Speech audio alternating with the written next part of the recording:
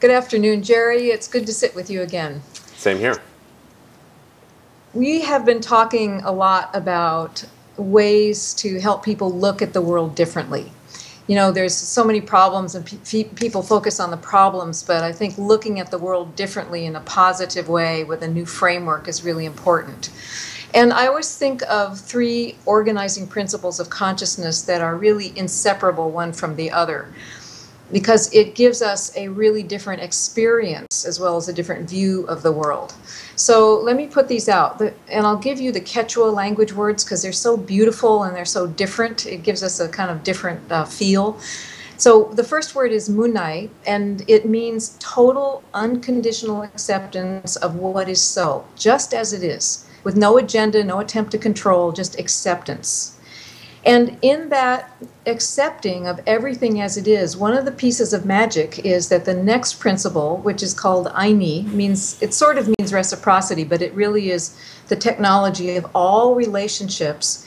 You begin to see all of the relationships that are active, and you realize you can discern which relationships are good, which are fruitful, which are coming to a close.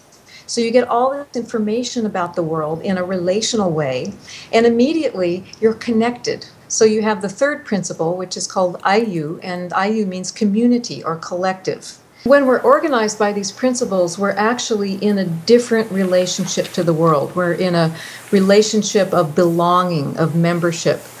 And we can't really have a collective unless we experience this kind of membership.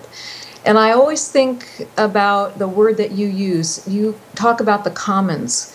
And in my understanding of how you talk about it, it includes all of these principles, don't you think? I think it overlaps with a lot of the principles. I think that the principles run sort of deeper and older. But the commons as a notion is a very ancient notion in our cultures, in most cultures. I think maybe in all cultures. Yeah.